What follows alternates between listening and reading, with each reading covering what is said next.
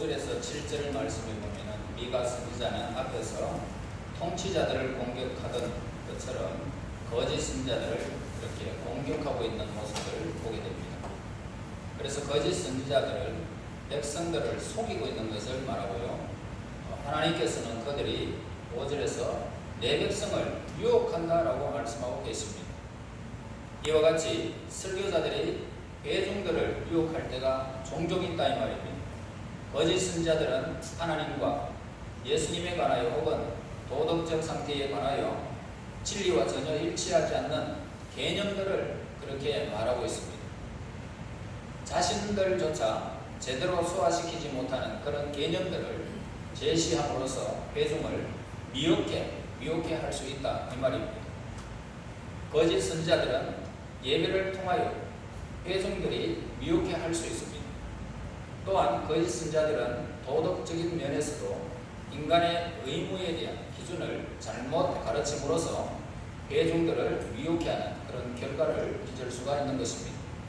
그리고 거짓 선지자들은 탐욕스럽습니다.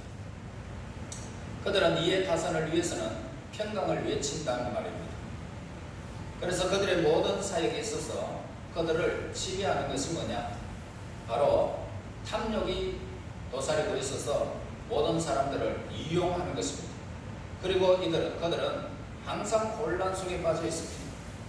거짓 선지자들은 어둠에서 우왕좌왕하고 있습니다. 6절에 보세요. 그러므로 너희가 밤을 만나리니 이상을 보지 못할 것이요 어둠을 만나리니 점치지 못하리라 하셨나니 이 선지자 위에는 해가 져서 낮이 캄캄할 것이라 라고 말씀합니다. 거짓 선지자는 부끄러움 때문에 혼란에 빠진다는 것입니다. 거짓 선지자는 부끄러워할 것이고 술객들은 당황하게 될 것입니다. 하나님께서 그들을 무시해버린다는 이 뜻입니다. 그들을 무시해버릴 것이다. 자, 7절 보세요. 하나님이 응답하지 아니하심이거니와 라고 말씀하죠. 베투엔니 목사님은 다른 사람들을 속이는 자들은 단지 자신의 얼굴에 수치를 당할 준비를 하고 있을 것이다 라고 그렇게 말한 바 있습니다. 8절 보겠습니다. 오직 나는 여호와의 영으로 말미암아 능력과 정의와 용기로 충만해져서 야곱의 허물과 이스라엘의 죄를 그들에게 보이리라 라고 말씀합니다. 여기서 세 가지 은사 뭡니까? 능력, 정의, 용기. 이것은 바로 성령의 열매를 말하고 있고 참 선지자는 이 세 가지 은사를 모두 받았다라는 것입니다. 능력은 뭡니까? 전능하신 하나님이 자신의 지혜와 능력이나 힘은 하나님께로 부여해 주시거나 심어주신 능력을 의미하는 것으로서 인간의 내면에 거하고 있는 힘을 말하고 있는 것입니다. 내면에 있는 그것은 언제나 사람이 힘을 발휘할 수 있는 것입니다. 그래서 능력은 하나님께서 성취하고자 하는 목적을 성령을 통하여 이루기 위해 보내주신 거룩한 능력을 말하고 있습니다.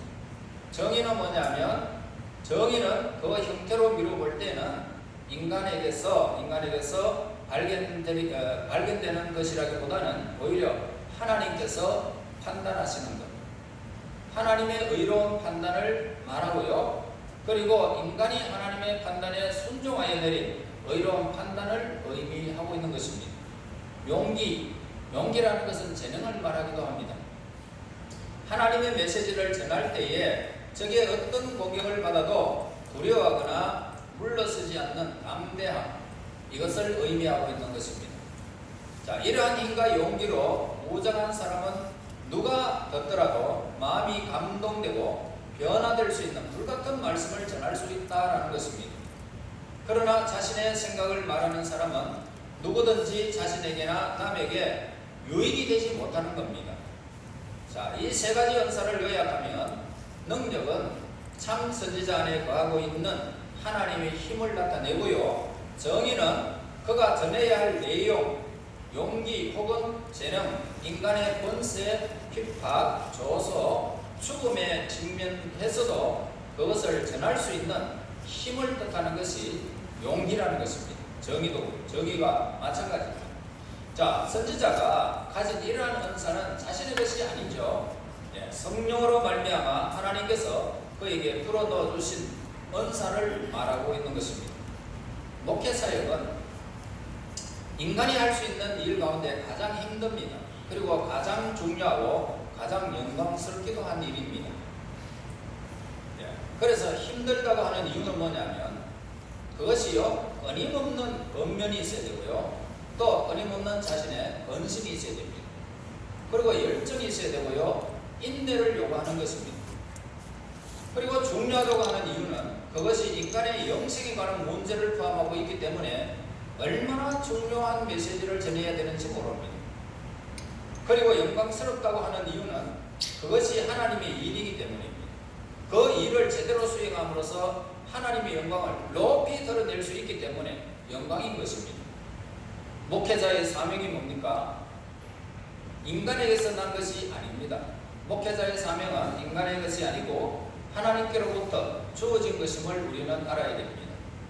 하나님께서는 이 직분을 위해서 특정한 사람을 따로 구분해 놓으십니다. 그리고 교회가 필요할 때마다 그들을 하나님의 사람으로 양육시켜서 변화시키고 자질을 부여하여 그 직분을 맡게 하신 것입니다. 아무나 목회자가 된다고 해서 내 마음에 감동된다고 해서 가는 것이 아닙니다. 하나님의 직접적인 부름이 없이는 이렇게 목회자로 걸어가서 안 된다는 이야기입니다. 예수님께서는 언제든지 예배하는 그 장소에 하나님은 언제나 목회자를 보냈습니다. 그리고 목회자들은 모든 자질 그리고 은혜는 모두가 하나님께서 그에게 필요한 대로 주시는 것입니다. 자, 그래서 목회자들은 하나님의 일을 하고요, 죄인들은 하나님께로 돌아오도록 하기 위해서 하나님이 보내주신 하나님의 사람이 바로 목회자들입니다. 그래서 목회자들이 자신의 영광스러운 의무를 신실하게 수행할 수 있는 관건은 전적으로 성령의 역사에 달려 있습니다. 최초의 목회자들도 성령이 임하실 때까지 어디를 떠나지 말라, 예루살렘을 떠나지 말라고 하나님이 명령하셨습니다. 예수님 명령하셨죠. 그래서 이 명령을 받았고, 그리고 구약 시대의 선지자들과 현재 예수님의 모든 사역자들도 똑같은 이 은혜스러우신 역사를 힘입고 있는 것입니다. 그래서 심지어 복되신 예수님께서도 중보자로서 세상에 오셨을 때에 성령의 도우심을 받았던 것입니다. 아무리 목회자들이라 할지라도 성령께서 가르쳐 주지 않으면 무엇을 전해야 할지, 어떤 내용을 간추려야 할지 전혀 알 길이 없습니다. 하나님의 성령이 임하지 아니하시면 우리는 설교를 준비를 해도 그 설교가 어떤 내용을 전해야 될지 모르는 것입니다. 그러나 성령이 우리에게 임하시면 설교 준비할 때에 그 성령이 하나님의 성령의 인도로 그 설교의 맥을 이어가는 것입니다. 그래서 설교 준비하는 것이 가장 힘든 겁니다. 그래서 저는 월요일부터 설교 준비를 계속하고 있습니다. 월요일부터 그 금요일까지 이렇게 설교 준비를 계속하고 그때 이제 다 마칩니다. 마치고 나서 이제 모든 오늘에 돌아갈 일들을 다 구상을 하고 이제 토요일 날 오게 됩니다. 여러분, 목회자가 이게 없이는 여러분들에게 꼴을 먹일 수가 없습니다. 옛날 거 계속 먹어보세요. 진절머리 나죠. 옛날 거 어떻게 자꾸 먹습니까? 신선한 풀도 먹어야 양들이 살이 찌지.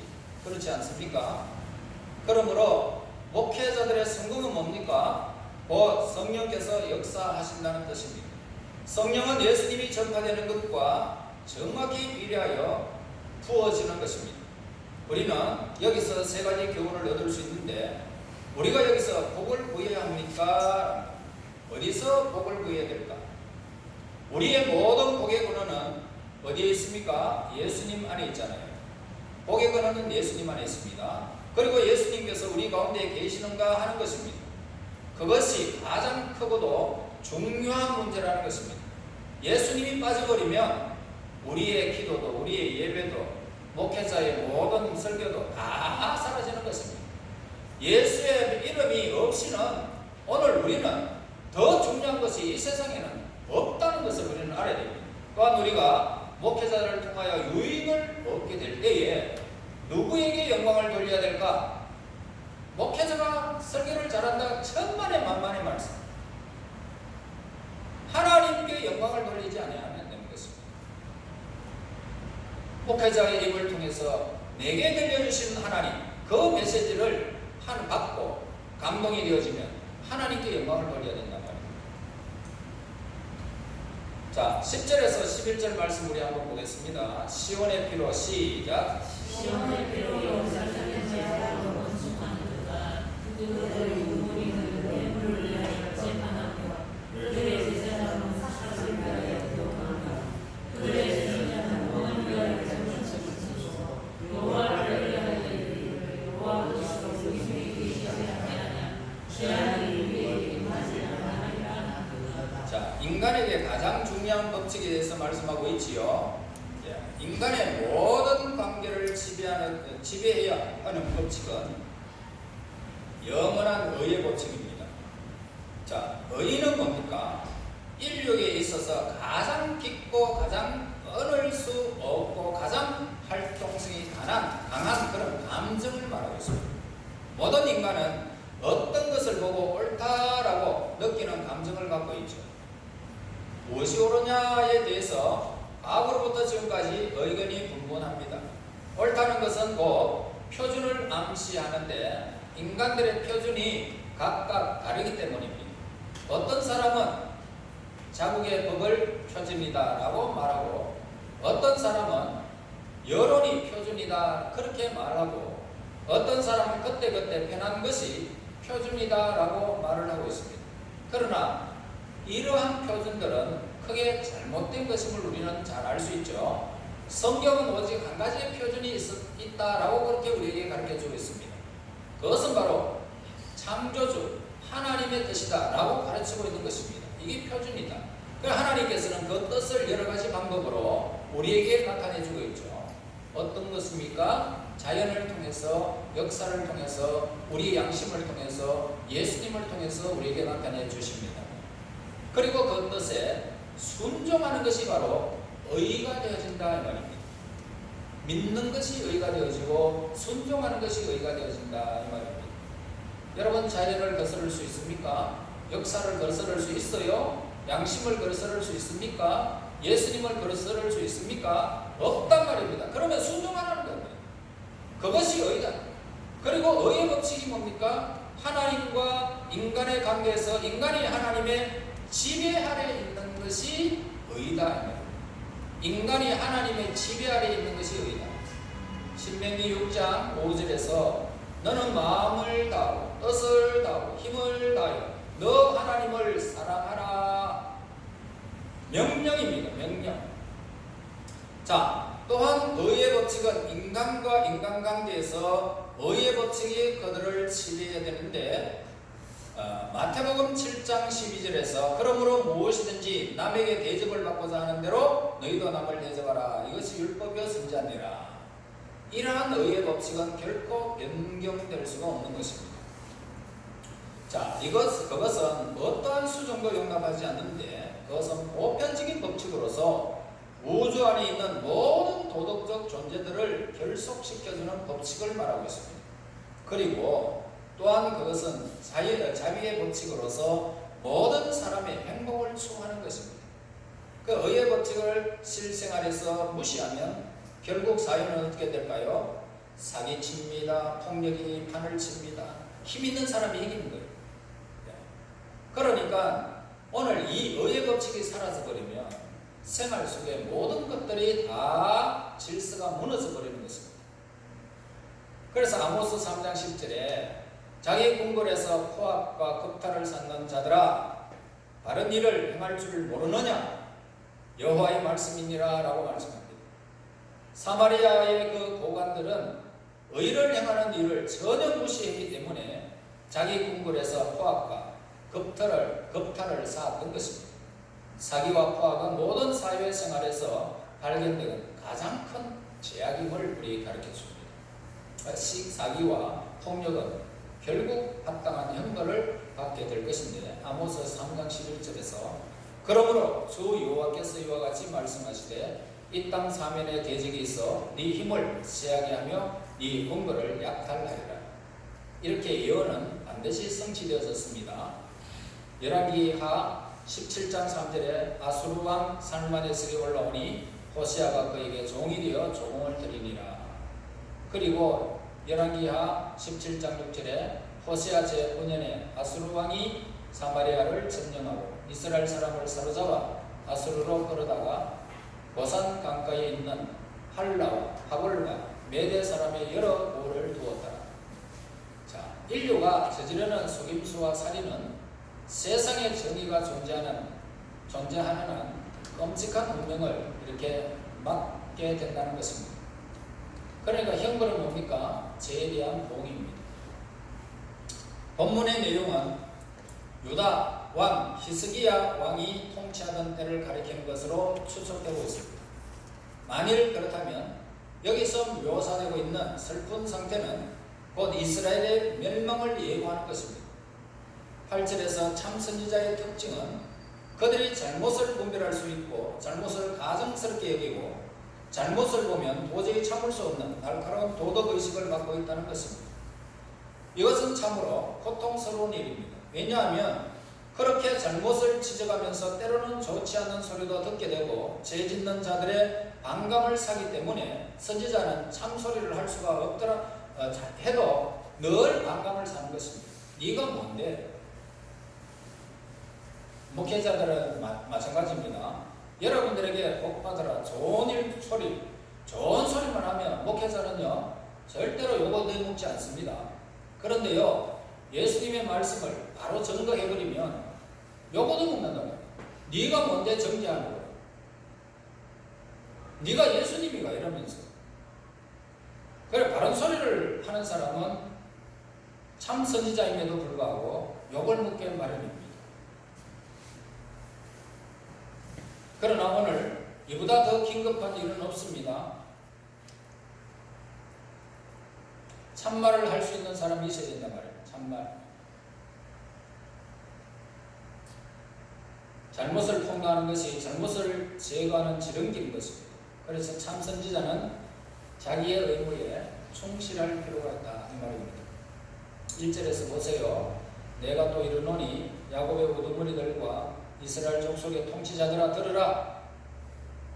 그 높은 계층의 사람들을 두려움 없이 공격하는 모습을 보게 되죠. 이 사람이 바로 오늘 이 본문에서 이렇게 말할 수 있는 사람이 바로 참 선지자인 것입니다.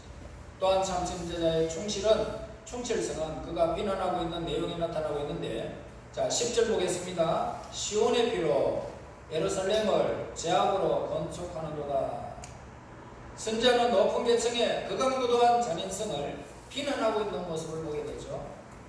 참 선지자의 충실성은 그가 선포하고 있는 운명에 나타나고 있는 것입니다. 여러분 오늘 본문은 예루살렘이 로마에 의해서 멸망할 것을 암시하고 있는 것입니다.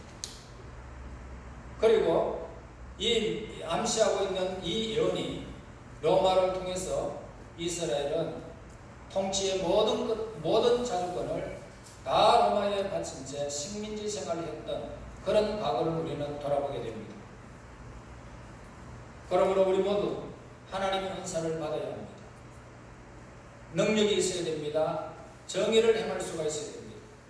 무슨 일이 있어도 악에 굴복하지 않는 그런 용기로 충만해져야 되는 것입니다. 참 선지자의 사명을 감당해야 합니다. 저와 여러분은 참 선지자입니다. 세상 사람들이 그대로 걸어가면 멸망의 길이다. 당신들 그곳에서 빨리 제약의 그 길을 끊어버리고 예수 안에 돌아오라. 그러면 구원이 이루어진다는 참 선지자의 사명이 저와 여러분들에게 있습니다. 정의로 외치시기 바랍니다. 능력으로, 성령의 능력으로 여러분 외치시기를 바랍니다. 용기 있게 무슨 사람을 만나도 두려워하지 마시고 복음을 전해야 하는 것입니다. 여러분 참 선지자의 사명을 잘 감당하여 하나님 앞에 충성된 일꾼이라는 칭호를 얻는 저와 여러분이 되시기를 예수 이름으로 축원합니다. 하나님 아버지 감사합니다. 죄악이 물든 거짓이 판치는 이 세상에서 참 선지자의 사명을 잘 감당할 수 있는 우리 모든 성도들이 되게 인도하여 주시기를 원합니다. 입술에 파수꾼을 세우시옵소서. 능력을 주시고 하나님이여 정의를 외치게 하시고 용기로 충만해져서 참 선지자의 사명을 지혜롭게 감당하는 하나님의 사람들 되게 하여 주시옵소서. 예수님 이름으로 기도하옵나이다. 아멘.